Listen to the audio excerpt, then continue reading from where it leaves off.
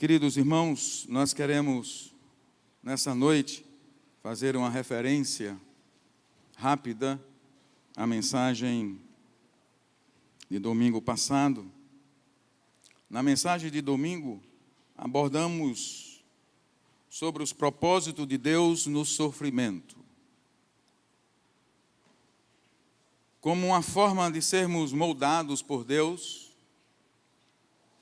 em nosso caráter, a fim de conhecermos, nesses momentos da vida, quem realmente é o nosso Deus. Falamos domingo que muitas vezes somos conduzidos a vales de sofrimento ou a desertos para Deus nos testar e ver quem verdadeiramente é o Deus da nossa vida. Vimos que os sofrimentos não é uma ação masoquista de Deus, não é uma ação de capricho da parte de Deus, mas, na verdade, usamos uma frase do livro de Jó, mas é para nos fazer bem no final. Foi a mensagem de domingo. Para nos fazer bem no final. Você pode repetir comigo? Para nos fazer bem no final. Hoje, no entanto, veremos que os propósitos de Deus para nossas vidas vão muito além de bênçãos pessoais. Nós vimos domingo que, no final, Jó teve em abundância ou em dobro tudo o que perdeu. Mas nós queremos nesta noite ver que Deus tem algo muito mais elevado para mim e para você, para a Natália, do que apenas bênçãos pessoais, do que apenas realização de sonhos pessoais.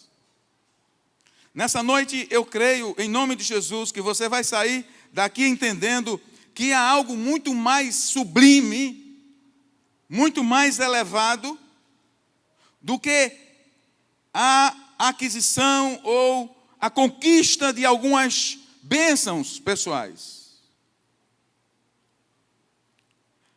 Bênçãos pessoais não são um fim em si mesmo. As bênçãos não são um fim em si mesmo. O propósito final de Deus, para mim e para você, é o que vai nortear a mensagem dessa noite. O propósito último, o final, o mais supremo propósito de Deus para a sua vida é a obediência a um chamado. Eu gostaria que você repetisse isso comigo.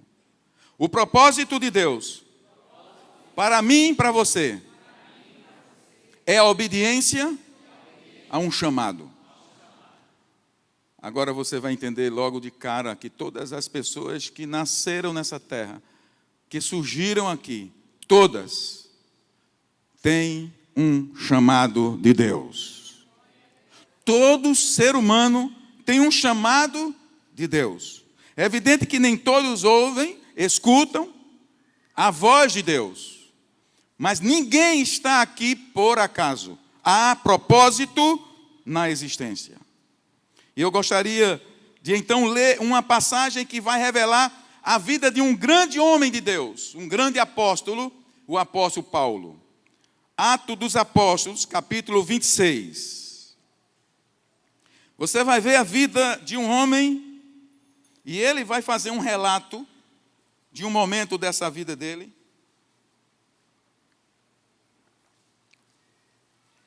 E ele diz assim, deixa eu situar você nesse contexto. Paulo, nesse momento que Lucas narra a vida de Paulo nesse momento, Paulo está preso em Roma, Paulo está, em Cesareia, a caminho de Roma, logo depois. Paulo é um prisioneiro. Há 2 anos Paulo está ali. E agora ele está diante do rei Agripa, um rei daquela região e representante do Império Romano. E então Paulo vai agora fazer uma defesa diante do rei. E vou pegar só um caminho dessa passagem toda do capítulo 26. E ele então, na sua narração, ele diz: numa dessas viagens, ó rei, eu estava indo para Damasco com autorização e permissão do chefe dos sacerdotes. Por volta do meio-dia, ó rei, estando eu a caminho, vi uma luz do céu, mais resplandecente que o sol, brilhando ao meu redor e ao redor dos que iam comigo. Todos caímos por terra. Então ouvi uma voz que me dizia em aramaico: Saulo, Saulo, por que você está me perseguindo? Resistir ao aguilhão só lhe trará dor. Então perguntei: quem és tu, Senhor? Respondeu o Senhor: sou Jesus, a quem você está perseguindo. Agora levante-se, fique em pé. Eu lhe apareci para constituí-lo servo e testemunha do que você viu a meu respeito e do que lhe mostrarei. Eu o livrarei do seu próprio povo e dos gentios, aos quais eu o envio, para abrir-lhes os olhos e convertê-lo das trevas para a luz, e do poder de Satanás para Deus, a fim de que recebam o perdão dos pecados e herança entre os que são santificados pela fé em mim. Assim, rei Agripa, disse Paulo, não fui desobediente à visão celestial. Até aí. Você pode repetir o verso 19 comigo, todos juntos? Assim, rei Agripa, não fui desobediente à visão celestial. Em outra versão, fala de chamado celestial. Você pode trocar agora o nome visão por chamado, todos juntos, o mesmo verso. Assim, rei Agripa, não fui desobediente ao chamado celestial. Obediência ao chamado celestial. É o título dessa mensagem. Todo crente tem 3 ministérios sacerdotais. Quando eu falo crente em Jesus Cristo. Todo crente tem 3 ministérios sacerdotais. E ninguém escapa desse chamado. São 3 áreas simultâneas de ação. A primeira delas é ministrar ao Senhor em louvor e adoração. O segundo é ministrar uns aos outros no corpo de Cristo, na ajuda mútua. E o terceiro é ministrar ao mundo através da cura das enfermidades físicas, emocionais e da libertação espiritual através das boas novas de salvação. Eu vou repetir aqui. Este é o chamado universal da igreja. Se você é igreja de Jesus Cristo, você tem 3 chamados que, na verdade, compõem sua responsabilidade aqui na terra. Primeira, ministrar ao Senhor em louvor e adoração. É o que nós fazemos comunitariamente. É o que você pode fazer em casa. É uma vida de louvor e adoração a Deus. Todos são chamados a louvar e a adorar a Deus com a sua vida, com a sua voz e com tudo que você tem e faz. Esse é o primeiro chamado. O segundo chamado é ministrar uns aos outros no corpo de Cristo. Eu e você somos chamados a fazer alguma coisa no corpo de Cristo. Se você não está fazendo alguma coisa no corpo de Cristo, aí reside desobediência e não cumprimento da visão celestial. Todos nós somos chamados a se importar com o nosso irmão. A ajuda pode ser financeira, a ajuda pode ser consolo, a ajuda vem de qualquer forma, mas eu e você somos chamados a nos importarmos uns com os outros no corpo de Cristo. E o terceiro chamado é o chamado para ministrar ao mundo. Você tem uma mensagem. E o mundo está esperando que você seja portador dessa mensagem. E a mensagem que o mundo precisa ouvir é que só Jesus Cristo é Senhor e só Jesus Cristo salva. Não existe outra mensagem mais importante na terra do que anunciar que Jesus Cristo morreu na cruz do Calvário, ressuscitou ao terceiro dia, está à direita de Deus Pai e vai voltar para levar a sua igreja. E todo homem precisa se render aos pés do Senhor Jesus Cristo para que um dia, na eternidade, ele tenha a segurança de que estará ao lado do Senhor na glória. Amém. Tem um pastorzinho aqui querendo pregar também. É o Samuel? Não, parece com Samuel de Calixto. 3 chamados. Bênçãos pessoais não são um fim em si mesmo. Diga comigo, por favor, eu peço que você repita. Bênçãos pessoais não são um fim em si mesmo. Todos juntos? O propósito de Deus é obediência a um chamado celestial. Vamos falar de Abraão, que teve um chamado de Deus e que resultou nesse chamado e na obediência desse chamado, resultou com a vinda do Messias aqui na terra, porque obedeceu. Gênesis capítulo 12,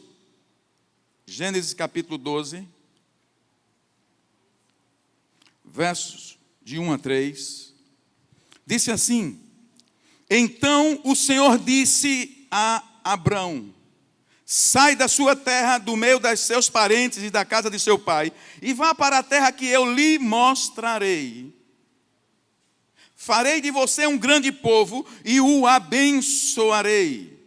Tornarei famoso o seu nome e você será uma bênção. Abençoarei os que abençoarem e amaldiçoarei os que o amaldiçoarem. E por meio de você, todos os povos da terra serão abençoados. Você pode repetir essa frase final? Todos os povos da terra serão abençoados. Está aqui um chamado celestial. Qual foi a resposta de Abraão ao chamado de Deus? Perceba o seguinte: Abraão vivia lá na Mesopotâmia, numa terra idólatra, onde não se conhecia o Deus dos céus, mas Deus revelou-se a Abraão, fez um chamado louco a Abraão, um chamado irracional a Abraão. Abraão sai da sua parentela, do meio do seu povo, da sua nação, vai para um lugar que eu te mostrarei, aonde, Senhor, não sei, não digo agora, simplesmente vai. E Abraão então obedece à visão celestial. E o verso 4 diz como foi que Abraão respondeu. Verso 4 diz: partiu Abraão. Abraão não cogitou com Deus, Abraão não ficou argumentando com Deus. Numa versão diz assim: partiu, pois, Abraão. Abraão não perguntou mais coisas a Deus. A versão, ou seja, a revelação bíblica só diz que Abraão obedeceu. E a obediência de Abraão levou a bênção de Deus a todas as famílias da terra. Mas nesse texto, também você vai encontrar o seguinte: sai da sua terra, verso 1, por favor, pode voltar. Sai da sua terra, do meio dos seus parentes, da casa do seu pai, vá para uma terra que eu lhe mostrarei. Farei de você um grande povo e o abençoarei. Tornarei famoso o seu nome e você será uma bênção. Diga: o chamado celestial é para que eu seja uma bênção. Todos nós somos chamados a sermos bênção. Abraão, eu vou lhe abençoar. Você será um homem próspero. Eu vou ser favorável a você, Abraão. Mas o que eu quero dizer aqui é que a bênção era uma garantia da provisão de Deus. A bênção é uma garantia de que Deus é provedor, cuidador. Mas o propósito principal no chamado de Abraão não era simplesmente ele ser abençoado, não era Abraão ser enriquecido, é que Deus o faria uma bênção para todas as famílias da terra. Eu quero que você se concentre nessa linha. Deus sabe as suas necessidades nessa noite. Eu sei que nessa noite tem muitas pessoas me ouvindo que têm necessidades grandes. Pessoas que estão com problemas financeiros, precisando de emprego, lutando com saúde, lutando com famílias, lutando com relacionamentos. Há sofrimento no meio do povo de Deus. Foi a mensagem passada. A mensagem passada foi uma garantia de que Deus está no controle da sua vida, de que o fim será melhor do que o início. Mas eu quero que nessa noite possamos elevar um pouco mais o nosso pensamento, levar um pouco mais a nossa mente. Há muito mais coisa de Deus para a sua vida do que apenas uma porta de trabalho, uma cura, um relacionamento restaurado. Deus tem planos altaneiros para mim e para você.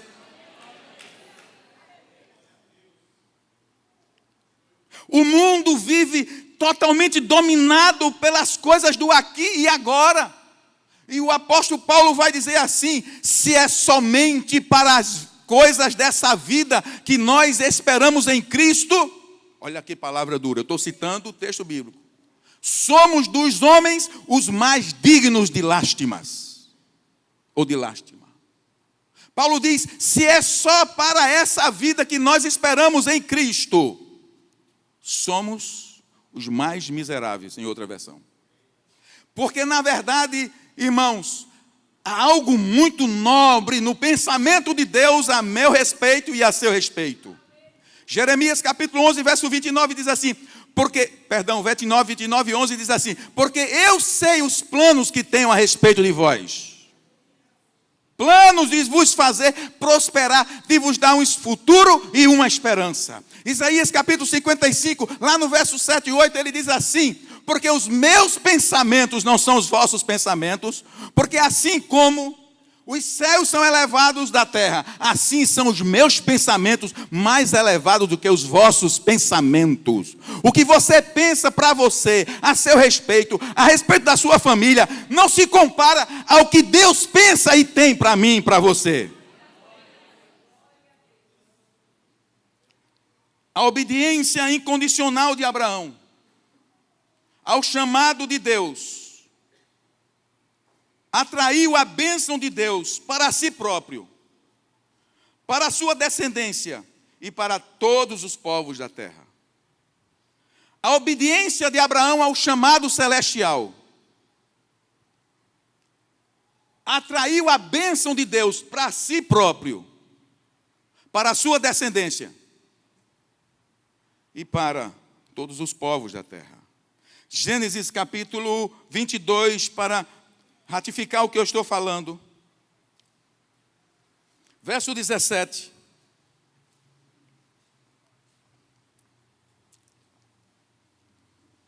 Num dado momento que Abraão é provado, ele se encaixa na mensagem passada. Eu estou me referindo à mensagem passada porque tem uma ligação de alguma forma. Abraão passou uma prova no capítulo 22, você vai ler em casa o capítulo 22 de Gênesis. Abraão passa por um teste. E aí Abraão é aprovado. Abraão foi um teste tremendo, que eu não vou falar agora porque não é objeto da mensagem. Depois que Abraão passa pelo teste, os céus se alegrou tanto. Diz que o anjo bradou dos céus e falou para Abraão coisas tremendas. E verso 17, então, chega no auge dessa palavra de bênção sobre Abraão.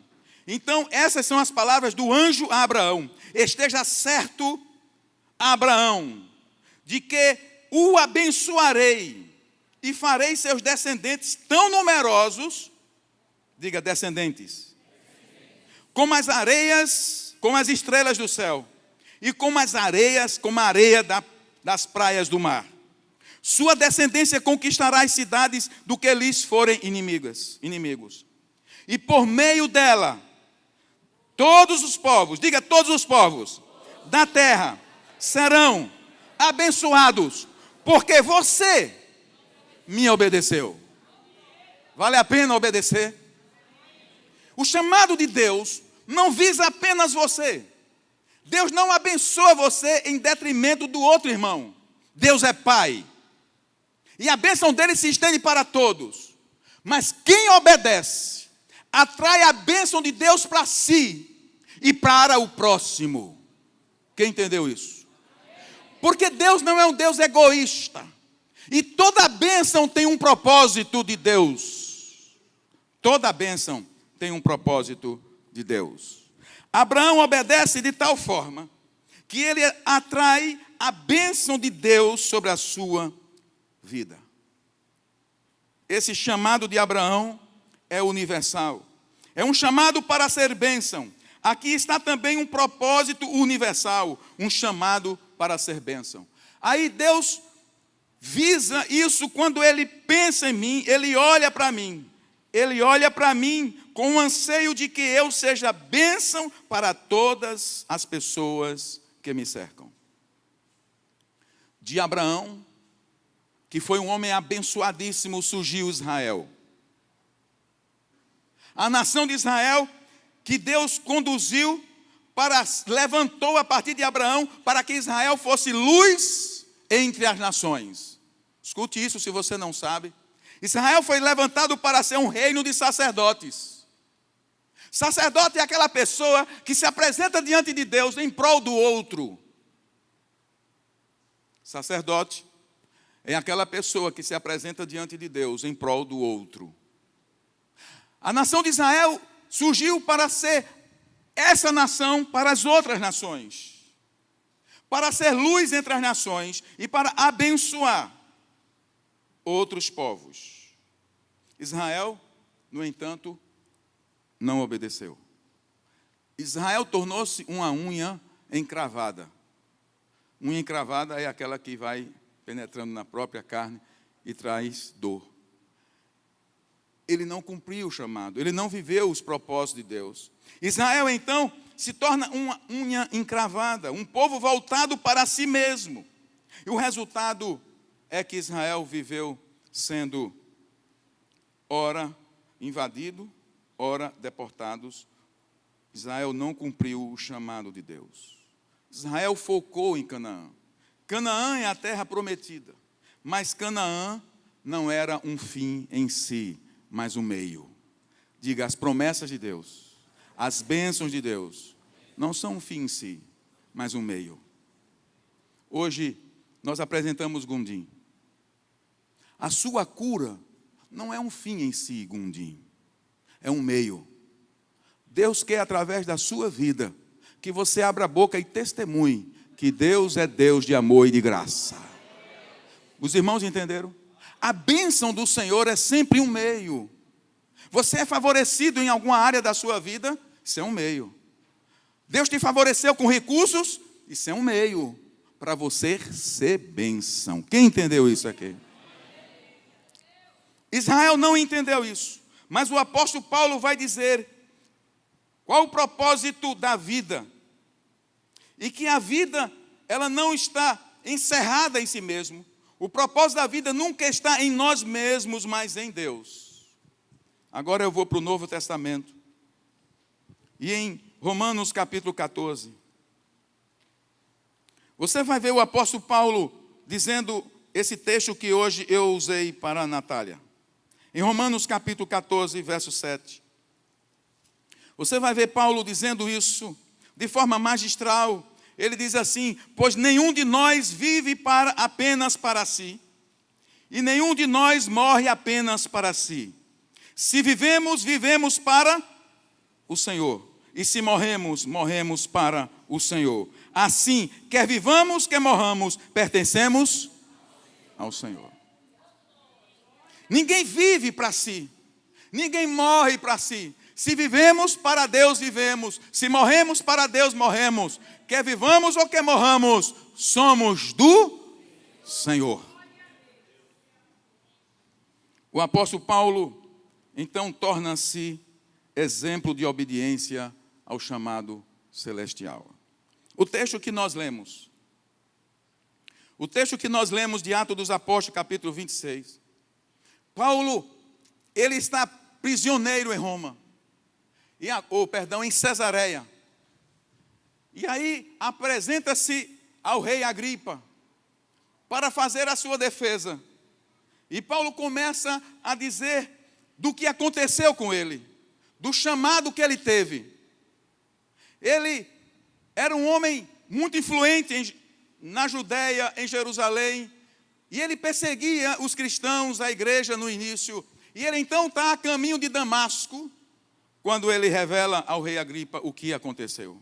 E ele começa dizendo: numa dessas viagens, eu ia para Damasco.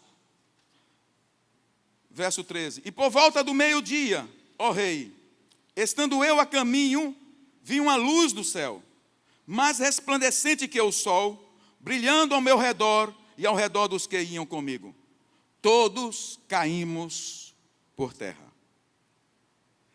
Então ouvi uma voz que me dizia em aramaico: Saulo, Saulo, por que você está me perseguindo?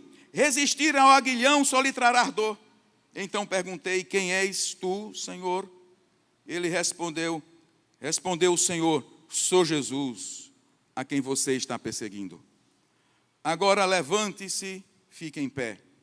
E eu lhe apareci para constituí-lo servo e testemunha do que você viu a meu respeito e do que lhe mostrarei. Eu lhe apareci para constituí-lo servo e testemunha. Paulo está começando a discorrer agora o chamado celestial da vida dele. E ele então vai dizendo assim: eu o livrarei do seu próprio povo, Paulo, e dos gentios aos quais eu o envio, para abrir-lhes os olhos e convertê-lo das trevas para a luz, e do poder de Satanás para Deus, a fim de que recebam o perdão dos pecados e herança entre os que são santificados pela fé em mim. E Paulo então se volta de forma bem pessoal para o rei Agripa e diz, verso 19: assim, rei Agripa, não fui desobediente à visão celestial. Rei Agripa, eu recebi um chamado e eu não fui desobediente. Paulo era altamente conceituado, era um homem de grande prestígio, e por causa desse chamado, Paulo perdeu todo o prestígio que tinha em Jerusalém. Paulo vai dizer isso mais tarde, escrevendo nas suas cartas. Ele vai dizer: por amor a Cristo, eu perdi todas as coisas, e eu considero tudo como perda por causa do conhecimento do Senhor Jesus Cristo. Paulo então, ele atende ao chamado, e aí Paulo parte para uma vida de entrega absoluta. Paulo então começa a sua caminhada e ele recebe um preparo, e depois ele parte para a sua primeira viagem missionária. Na Ásia Menor, onde hoje é a Turquia, e também na Itália, ele vai a primeira viagem, a segunda viagem, a terceira viagem missionária. 14 anos esse homem levando a mensagem do Evangelho. E nesses 14 anos, enquanto Paulo caminhava, ele escreveu 13 cartas que hoje compõem o Novo Testamento e as cartas paulinas. Ele chega então ao fim da sua última viagem. Capítulo 20 de Atos. No fim da sua última viagem, ele está apressado a voltar a Jerusalém, onde ele seria preso. Eu quero que você entenda, a igreja, um chamado celestial, ele está acima de qualquer sonho pessoal. E a igreja precisa entender claramente isso. Que o chamado que Deus tem para as nossas vidas ultrapassam em muito aos nossos sonhos pessoais. Paulo então, de volta na sua última viagem, ele não queria entrar mais na Ásia para não perder tempo. No verso 17 do capítulo 20 diz que de Mileto ele manda chamar os líderes da igreja de Éfeso, e ele vai começar a fazer a sua despedida. Era a despedida de uma carreira de um grande missionário, de um grande homem de Deus. Veja bem como é que se investe uma vida. Paulo vai dizer assim, verso 18: quando chegaram, ele lhes disse: Vocês sabem como vivi todo o tempo em que estive com vocês. Desde o primeiro dia em que cheguei à província da Ásia. Paulo está dizendo, vocês viram como eu vivi. Vocês são testemunhas de como eu preguei.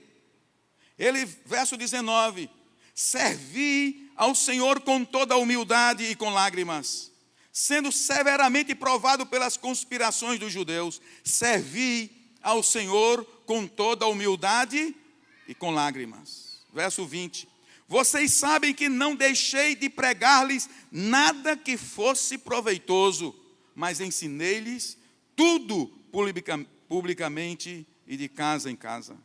Vocês sabem que não deixei de pregar-lhes nada que fosse proveitoso, mas ensinei-lhes tudo publicamente. Paulo está dizendo, vocês são testemunhas de que eu fui fiel ao chamado.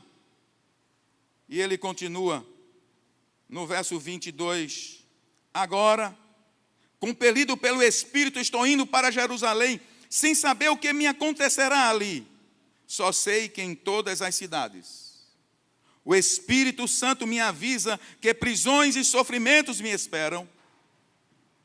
Todavia, não me importo, nem considero a minha vida de valor algum para mim mesmo, se tão somente puder terminar a corrida e completar o ministério que o Senhor Jesus me confiou, de testemunhar do Evangelho da graça de Deus. Eu sei que para onde eu vou, Jerusalém, ou para qualquer cidade, o Espírito diz que por causa do nome de Jesus, prisões e sofrimentos e perseguições me aguardam. Mas não me importo. Não me importo. Todavia, não me importo.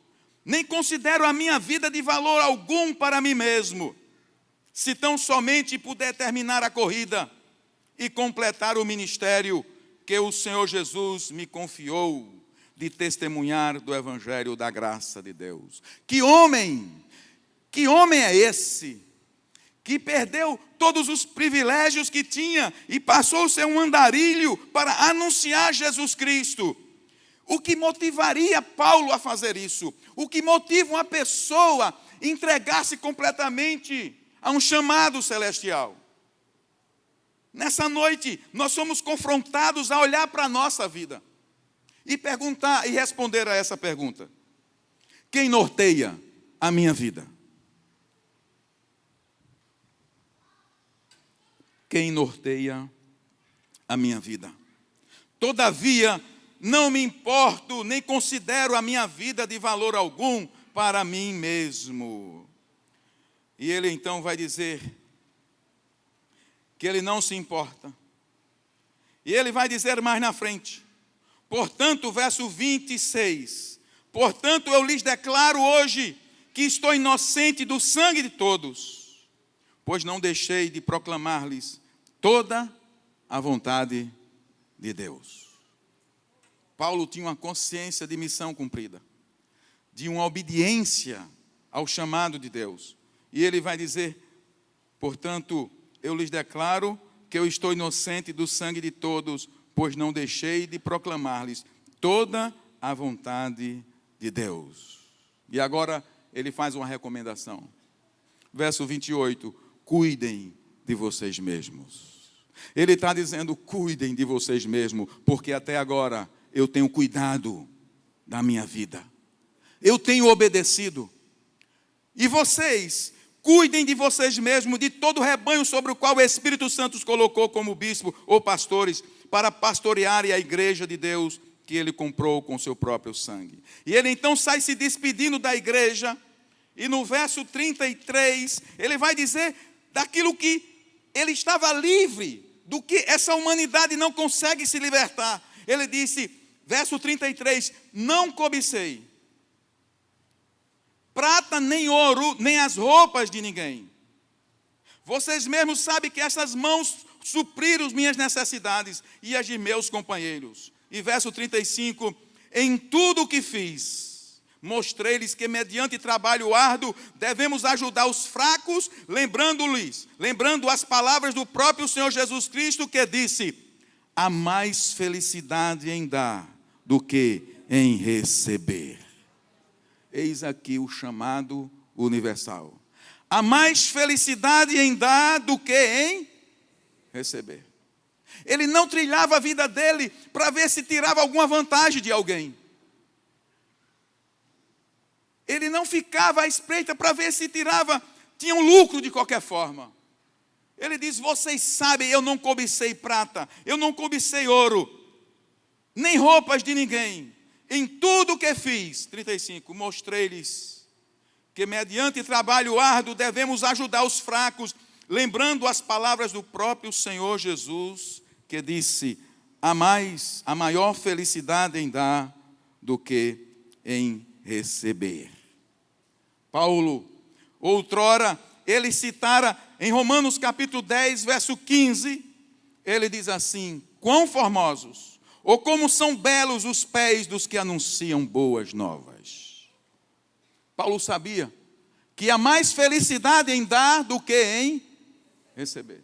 Ele vai dizer lá em Romanos capítulo 10, verso 15, na parte final, ele diz assim: como são belos, em outra versão, como são formosos os pés dos que anunciam boas novas. Você pode repetir comigo essa frase final? Como são belos os pés dos que anunciam boas novas. Quem norteia a nossa vida? Qual é o chamado principal da sua vida? Abraão partiu e obedeceu, e se tornou bênção para todos os povos da terra. Paulo está dizendo: eu não me importo, contanto que eu cumpra fielmente o ministério e obedeça ao chamado celestial. Ele, escrevendo a Romanos capítulo 10, ele vai dizer que as pessoas precisam ouvir de Jesus. No capítulo 10 de Romanos, antes de chegar nessa parte, ele vai dizer exatamente a necessidade do povo. Como diz a Escritura, verso 11, Paulo escrevendo, ele diz: todo o que nele confia jamais será envergonhado. Não há diferença entre judeus e gentios, pois o mesmo Senhor é Senhor de todos e abençoa ricamente todos os que o invocam. Verso 13, porque todo aquele que invocar o nome do Senhor será salvo. Você pode repetir isso comigo? Verso 13, porque todo aquele que invocar o nome do Senhor será salvo. Paulo levava nos seus ombros uma glória, a glória de anunciar o Evangelho, a maior mensagem sobre a terra. Paulo perdeu tudo o que tinha, tudo que ele não poderia guardar para a eternidade, para se apegar àquilo que jamais ele poderia perder, a eternidade com ele. Ele diz então que todo aquele que invocar o nome do Senhor será salvo. Mas ele faz um desafio para a igreja de Roma. Ele diz: como, pois, invocarão aqueles que não creram? E como crerão de quem não ouviram falar? E como ouvirão se não houver quem pregue? A igreja perseguida que vimos ontem. Paulo está dizendo: quem invocar o nome do Senhor será salvo. Mas como vão invocar se eles não conhecem? E como vão conhecer se ninguém foi enviado? Se ninguém foi.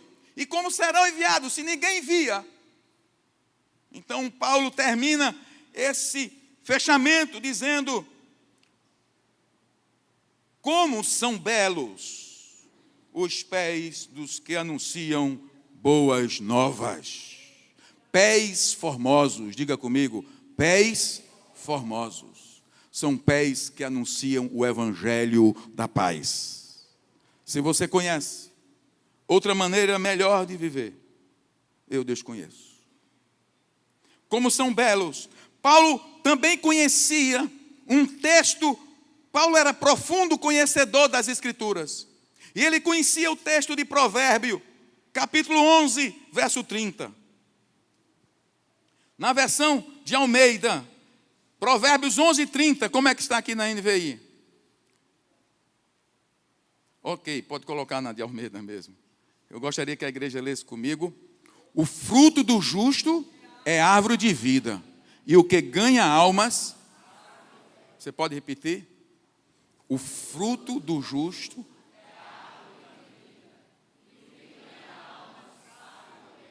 Quem é sábio aqui?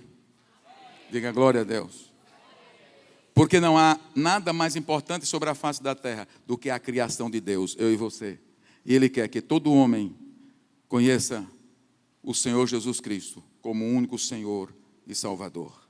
Paulo sabia disso, como são belos os pés, e ele sabia que o que ganha alma, sábio é.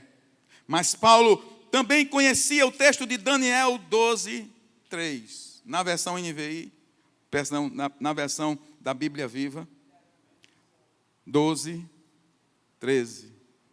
Podemos ler juntos? Então os sábios brilharão como o sol, e os que levaram outras pessoas a obedecer a Deus brilharão para sempre como as estrelas.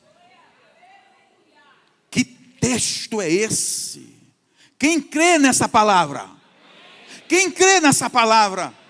Paulo sabia disso, irmãos. Por isso ele disse: eu considero como esterco, como nada, tudo que tinha, tudo que eu era, diante do conhecimento de Cristo. E não vivo mais eu, mas Cristo vive em mim. E eu não me importo os sofrimentos, contanto que eu cumpra o ministério de anunciar Jesus Cristo como o único Senhor e Salvador.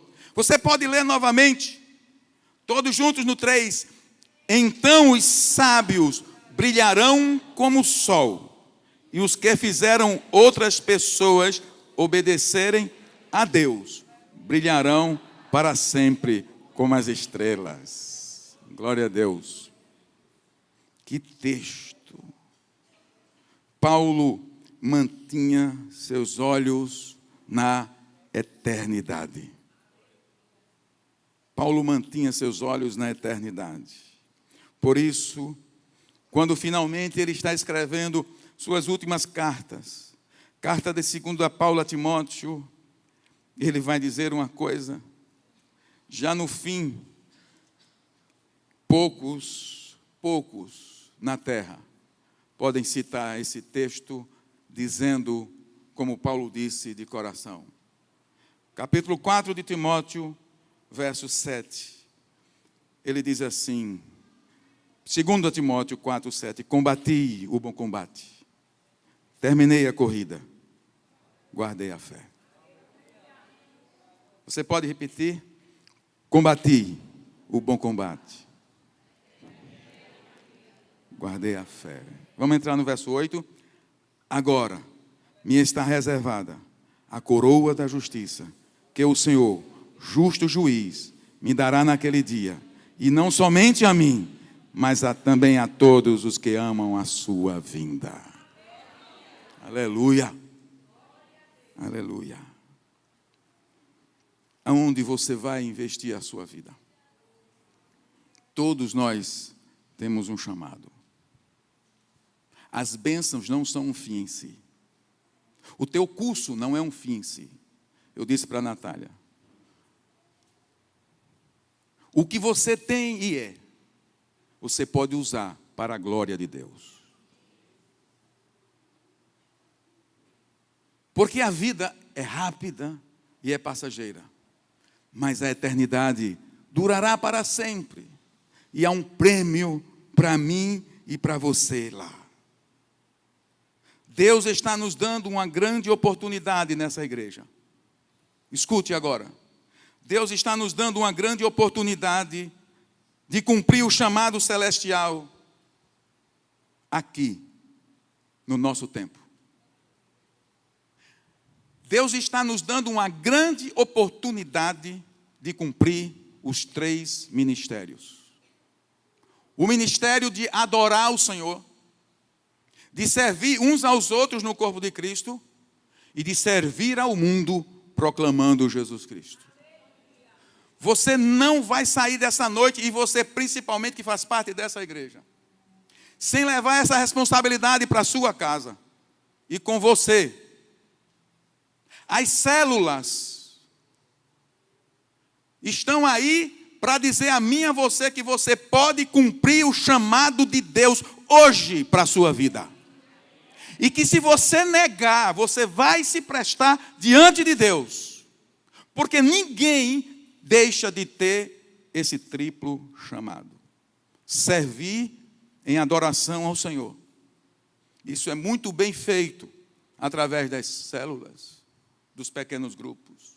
Servir ao irmão nas suas necessidades, sejam financeiras, emocionais ou espirituais. E aproveitar e proclamar Jesus Cristo quando você leva alguém a conhecer o Evangelho da graça. Por isso, uma das finalidades da célula é que o Evangelho seja anunciado em Cabedelo, em João Pessoa e aonde houver uma célula. Não fui, ó rei Agripa, de modo nenhum desobediente à visão celestial. Deus está lhe dando uma grande chance. Você pode dizer assim, eu não tenho vocação para ser pastor, eu não vou para seminário, eu sou profissional. É exatamente aonde você está que Deus quer te usar. Aí, nesse ambiente de trabalho, na escola, na vizinhança, há necessidades tremendas. Pessoas carentes se arrastando na vida, precisando ser tocadas pelo amor de Deus. E eu vou dizer, o amor de Deus se sente. O amor de Deus se sente através das minhas mãos, tocando no outro. Porque nós somos as mãos de Deus, os olhos de Deus aqui na terra. Os pés de Deus. Por isso Paulo vai dizer, formosos, são formosos. E brilharão para sempre como estrelas, aqueles que levam alguém a obedecer ao Senhor.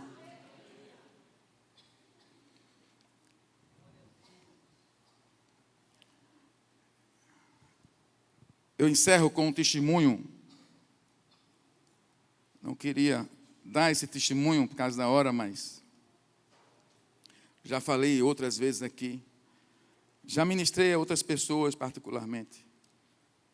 Mas eu quero deixar o texto para você meditar durante a semana de Isaías 58. Eu quero dizer para você que está vivendo grandes dificuldades, talvez sofrimentos, grandes lutas pessoais. Esse capítulo 58, ele é uma denúncia à nação de Israel. A religiosidade da nação de Israel. Israel recebeu um chamado, ser luz às nações. Não foi. Aí ele se perdeu nas questões religiosas. Isso é muito sério, esse texto de Isaías 58. Mas ele tem uma mensagem poderosa e de grande esperança para mim e para você. E eu quero encerrar com essa mensagem. Do 58, do verso 1 até o verso 5, até o verso 4. Eu não vou ler, porque ele é extenso. Deus vai dizer, não, eu não escolhi esse jejum aí. Essa reunião de vocês, eu não escolhi esse tipo de reunião, de ajuntamento, de jejum.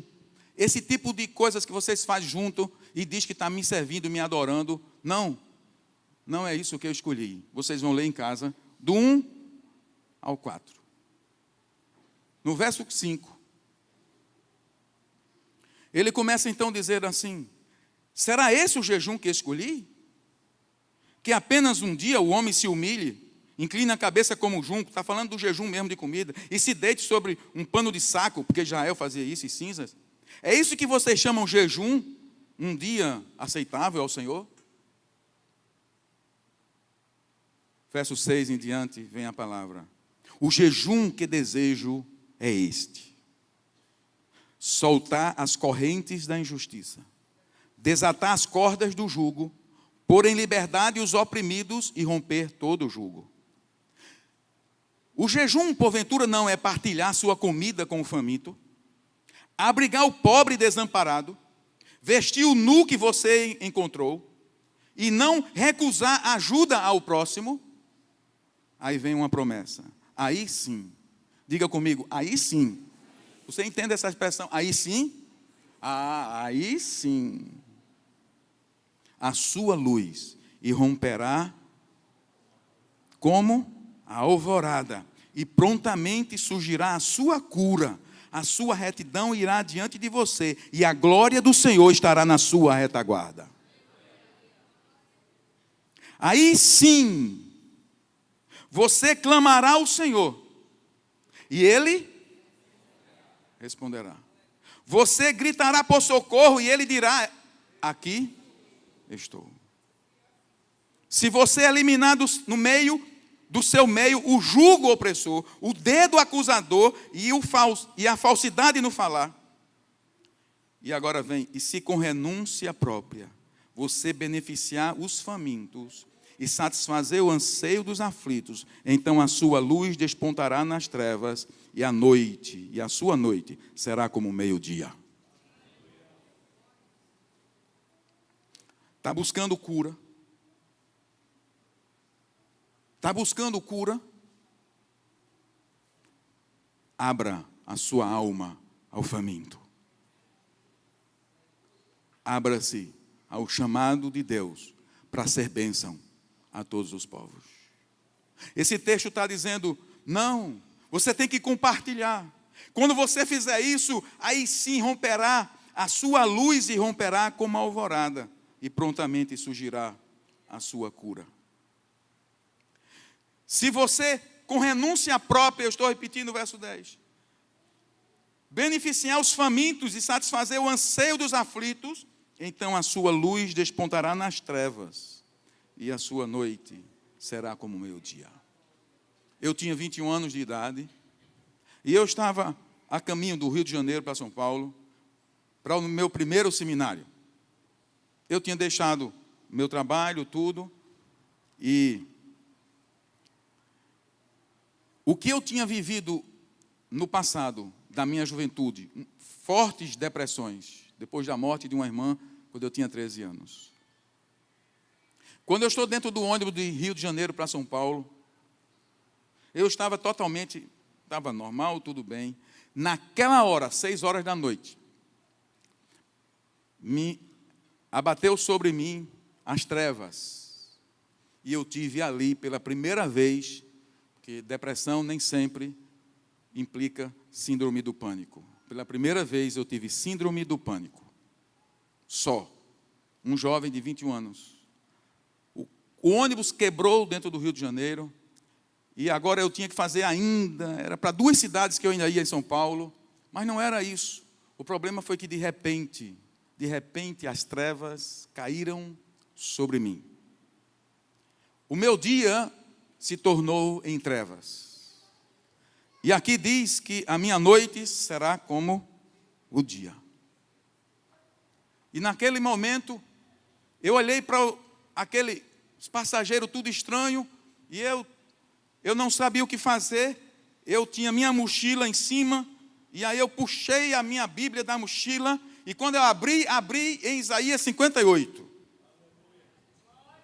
Eu tinha 21 anos, eu confesso a vocês que eu já tinha lido a Bíblia, eu acho que todos os livros da Bíblia já naquele tempo, mas eu não lembro bem desse texto. E esse texto, então, quando eu li, eu caí no verso 5. Será esse o jejum que escolhi? E eu não entendi, apavorado, em pânico, lendo a palavra. O jejum que desejo é soltar as correntes da injustiça, desatar a corda do jugo. E eu fui dizendo, então a tua luz brilhará nas trevas. E eu, Senhor, o que é isso? E quando chega no verso 10, tem a versão AA, Nicolas, do verso 10. A versão AA, do verso 10, diz, se abrires a tua alma ao faminto e fartares a alma aflita, o aflito, então a tua luz nascerá nas trevas e a tua escuridão será como o meio-dia. Eu disse, Senhor, como é fartar a alma? O que é isso? Eu não estou entendendo. O que é fartar a alma? Eu estou precisando que essas trevas desapareçam e que a minha luz apareça agora. Eu estou nas trevas. E eu disse, Senhor, o que é fartar a alma ao faminto? O que é abrir a minha alma? Enquanto eu estava ali rápido, aquilo foram coisas de, talvez, de segundos. Irmãos, aí um milagre aconteceu. Eu adormeci com a Bíblia no colo. Ônibus, não é avião não, ônibus. Me acordei depois de 4 horas e meia. Na cidade de destino, eu ainda ia pegar um. E quando eu me acordei, eu estava totalmente recuperado daquela escuridão. Assim, veio e foi. Tem mais detalhes mais ali. Simplesmente foi. Só que tem algumas coisas. O ônibus quebrou. Eu só tinha o dinheiro da passagem do outro ônibus para outra cidade. Eu não tinha dinheiro para comida. Seminarista, né, irmão? Não tinha dinheiro para comida, não tinha dinheiro para lanche. Mas, para mostrar que Deus estava no controle total, 1h pouca da manhã, quando eu desço do ônibus, que eu boto o pé, em São Paulo, em Taubaté, um colega do seminário vai passando na porta do ônibus. E eu só faço, Rubens, ele, Augusto, eu estou indo de carro para o seminário agora. Mais 2 horas de ônibus. Deus proveu. E aí, passaram-se os tempos, e eu disse, Senhor, o que é isso? Eu não tenho dinheiro para dar roupa a ninguém.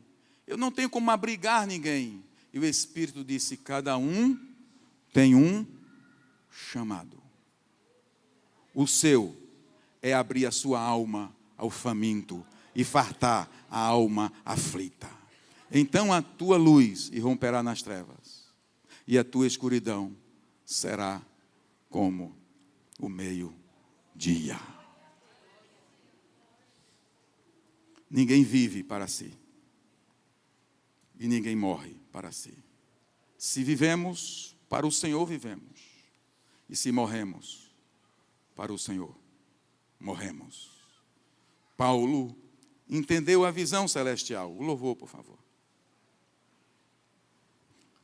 E eu preciso entender também.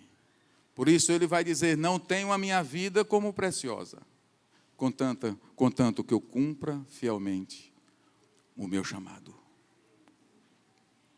O meu chamado. Obedecendo a uma visão celestial. A obediência, ela conduz você num vale de bênção. Você pode passar por muitas coisas, mas você terá entendido qual é o propósito último, principal da existência. Adorar a Deus, servir ao próximo no corpo de Cristo e servir ao mundo, dizendo que há esperança. O que custa? Paulo foi prisioneiro, Paulo levou chicotadas, Paulo sofreu vários açoites, várias prisões. Paulo sofreu muito pelo Evangelho. E eu não creio que na situação que nós vivemos aqui em Termares, Cabedelo, João Pessoa, existe esse tipo de sofrimento. O que custa você levar palavra de esperança às pessoas que estão ao seu redor? Permita-me dizer, o que custa aproveitar uma estratégia de um pequeno grupo e de fazer com que pessoas ouçam a palavra de Deus? Quanto custa isso?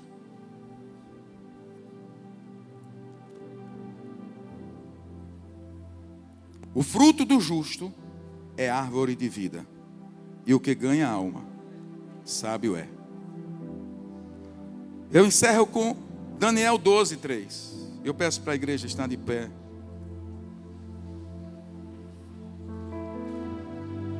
Daniel 12:3.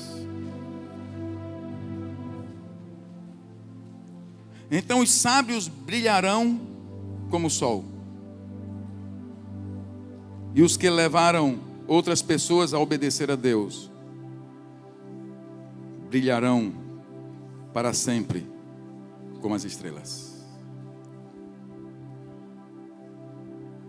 Eu quero dizer uma coisa para você, como mensageiro, como mensageiro, como ministro do Evangelho, como pregador, não é fácil sempre. Não é fácil sempre. Mas Paulo, naquele mesmo capítulo, ele disse o que eu vou repetir aqui de domingo passado: Timóteo, pregue a palavra, a tempo e fora de tempo. Quando as coisas estiverem boas, pregue a palavra. Quando estiverem desfavoráveis, pregue a palavra. Quando estiver animado, pregue a palavra. Quando estiver desanimado, pregue a palavra. Pregue a palavra, Timóteo, a tempo e fora de tempo. O mundo está precisando de ouvir de Jesus. O Brasil precisa ouvir de Jesus. Os países da igreja sofredora precisam ouvir de Jesus. E você pode fazer alguma coisa. E você não pode sair dessa noite dizendo que você não tem nada, não tem chamado. Porque a minha mãe, já falei muitas vezes aqui, se ela tivesse viva hoje, estaria com 97 anos. Então faz muito tempo que ela partiu. Minha mãe era analfabeta. Agora tinha uma elegância de princesa. Porque veio de uma família, mas a família perdeu tudo, ficou só e herdou isso. Minha mãe era nobre de natureza, mas não sabia ler. Ela escreveu o nome dela. E os filhos já estavam crescidinhos quando ela conheceu Jesus no sertão, no interior. E ela teve um encontro real, como Paulo teve. E essa mulher analfabeta ganhou muita gente para Jesus. Todos os filhos, e tem aqui nessa igreja dela, bisneto. Tem nessa igreja aqui bisneto dessa mulher. Foram 2 missionários, pastor. Temos vários netos que hoje são ministros também. E, como eu disse, tem bisneto servindo ao Senhor. Mas era analfabeta. Agora era assim, Pierre. Ela ia para um consultório, o médico, ela sentava, e a primeira coisa que ela olhava para alguém de lado era: você conhece a Jesus? Está aí a avó de Ivete.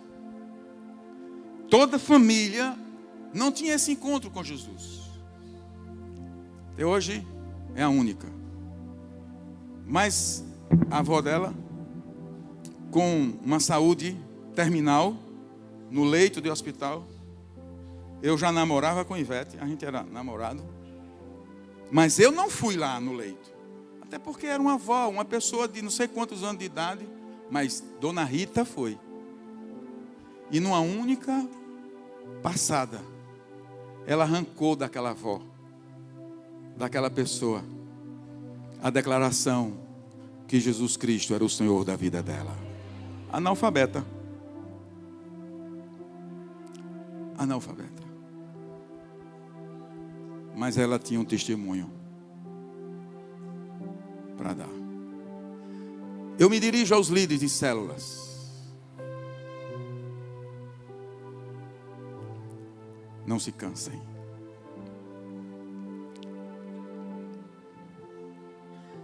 É tempo de ficar de pé. Insista. Porque os que levam outras pessoas a obedecer a Deus brilharão para sempre como as estrelas. Seja firme. As lutas vêm e passam, mas o Senhor permanece para sempre. Vamos adorar o Senhor. Talvez nessa noite você queira até renovar seu chamado, sua entrega, ou assumir um compromisso. de obediência incondicional ao chamado. Esse é um convite a você que tem lutado com o chamado de Deus na sua vida. Você pode estar desistindo, mas Deus não desistiu de você. Porque isso aconteceu comigo. Ele não desistiu de mim. E é por isso que depois de muitas experiências, vai e vem, eu continuo dizendo: nele eu esperarei. E eu espero até o último momento da minha vida proclamar Jesus Cristo, Senhor.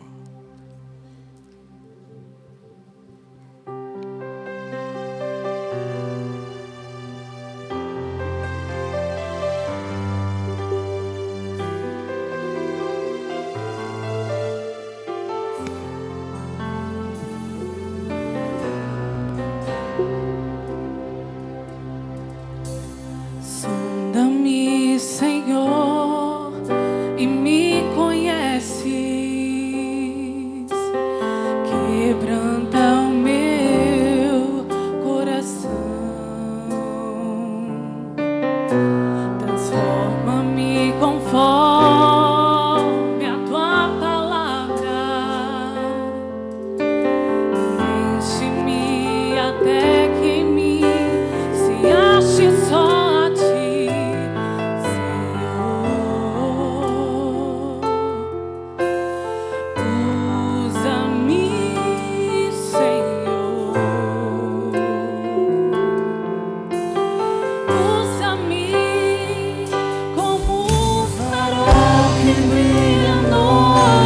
Como onde sobre as águas, como abrigo no deserto, flecha que acerto ao meu.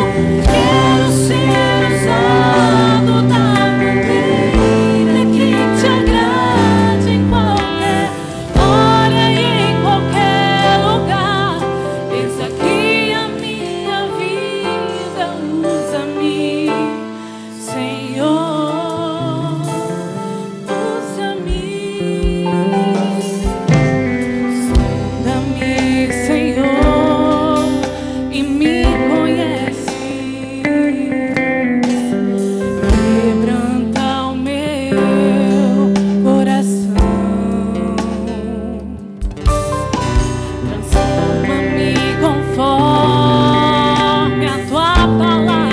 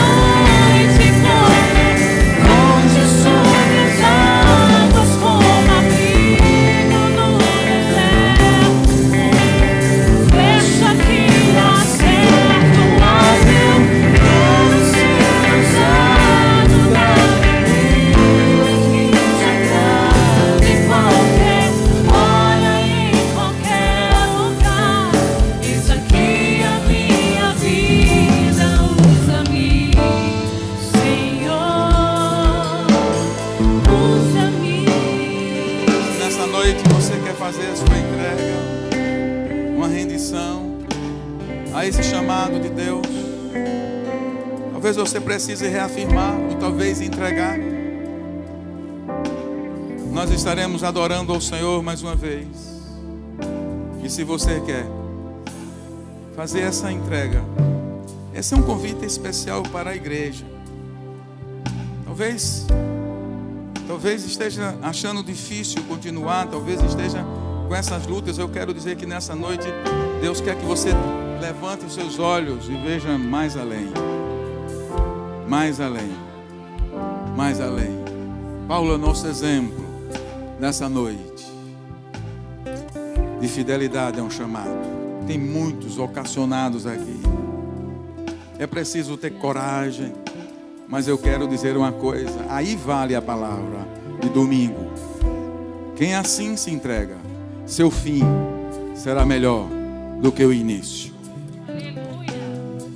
Talvez esteja alguém aqui que também precisa ter aquele encontro que Paulo teve pela primeira vez. Primeiro é esse encontro. E aí, se tem alguém que sente essa necessidade dessa entrega à sua vida, ao Senhor Jesus, nunca fez isso. Talvez como o povo de Israel, pode até ser religioso, está em igreja, mas entrega mesmo ainda não. Nessa noite também, você pode ter um encontro com Jesus, se você quiser. Ele te chama nessa noite.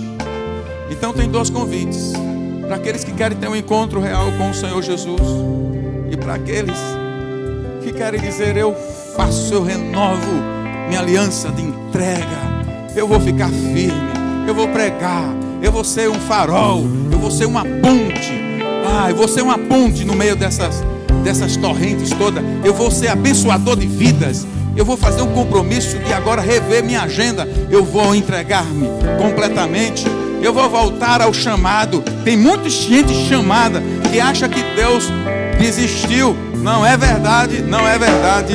Deus não desiste nunca. Creia no chamado de Deus para a sua vida. Deus renova nessa noite, em nome de Jesus. Não é aos meus pés que vocês estão, não é, isso é um simbolismo aqui, não é aos pés do homem, do pastor, mas é uma forma de dizer assim: Senhor, eu estou me dirigindo ao altar do Senhor. Então aqui está simbolizando o altar do Senhor aqui. A entrega é como a entrega de Abraão. Partiu, pois, Abraão e foi. Diante do desafio, partiu, pois, Abraão e foi. Vamos adorar o Senhor. Essa última vez estaremos orando nessa noite, encerrando, agradecendo, adorando o nome dele. Sonda-me, Senhor, e me conheces. Quebranta o meu coração. Transforma-me conforme a tua palavra e enche-me até que em mim se ache só a ti. Então,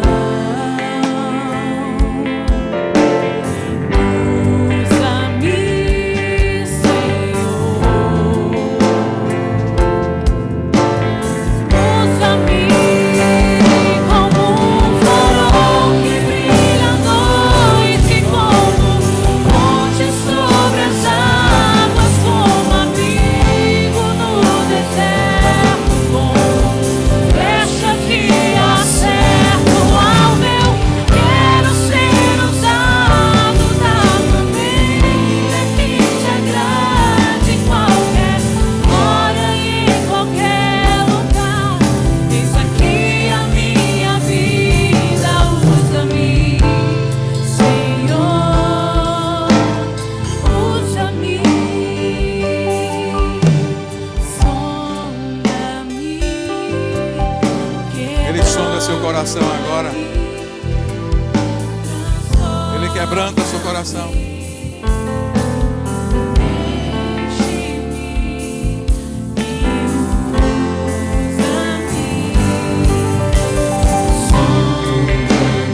Sonda-nos, Senhor, nessa noite. Quebranta-nos, Senhor. Transforma-nos, transforma-nos. Oh, Senhor. Enche-me e usa-me, Senhor. Sim, é isso que você será. Como um farol. Como um farol, como uma ponte.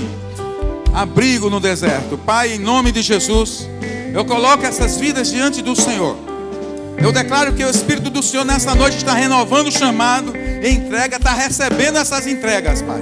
Em nome de Jesus, e nós declaramos, Senhor, que toda mentira de Satanás sobre essas vidas, essas mentes, Senhor, nessa noite nós pomos por terra agora toda mentira de Satanás. Nós declaramos que aqui tem vasos preciosos nas mãos do Senhor. Em nome de Jesus eu profetizo sobre essas vidas que frutificarão como palmeiras, Senhor, como os cedros do Líbano, Pai, no nome de Jesus eu declaro, Senhor, a bênção, Senhor, do Senhor. Pai, eles estão dizendo: eis-me aqui, Senhor, eis-me aqui, envia-me a mim. Pai, eles estão dizendo: sonda-me, Senhor. Eles querem, Senhor, obedecer ao chamado celestial. Pai, no nome de Jesus, nessa noite nós nos unimos a Ele e declaramos, Senhor, que esse chamado é real. Esse chamado é real. E eu declaro em nome de Jesus que eles frutificarão para a glória do Senhor. Serão prósperos e abençoados nesse chamado. Ah, Senhor, não há idade. Ah, Senhor, não há cultura, não há recursos, não há graduação. Pai, o que o Senhor vê é coração. E eu declaro que nessa noite essas vidas estão aqui com o coração aberto para dizer: eis-me aqui, Senhor, usa-me a mim. Assim nós abençoamos e declaramos: Senhor, recebe a entrega dos teus filhos em nome de Jesus. Oro, Senhor, pela igreja, oro pelos líderes de célula, oro pelos participantes das células, Senhor, que eles tenham força, sejam animados no Espírito, a continuarem, Senhor, vigorosos, proclamando Jesus Cristo, Senhor, exercendo o triplo ministério, Pai, o ministério de adorar o Senhor, de servir uns aos outros e se servir ao mundo. Eu declaro em nome de Jesus, Senhor, que essa igreja é um celeiro de obreiros. Eu declaro, Senhor, que esses corações estão aí, Senhor, prontos para fazer a Tua obra, que eles estão aí entregando-se realmente ao Senhor. Pai, eu declaro em nome de Jesus, um tempo novo para as nossas vidas, um tempo de ver céus abertos, pela obediência do Teu povo, ao chamado do Senhor. E as demais coisas, Senhor, o Senhor fará, em nome de Jesus, em nome de Jesus, em nome de Jesus.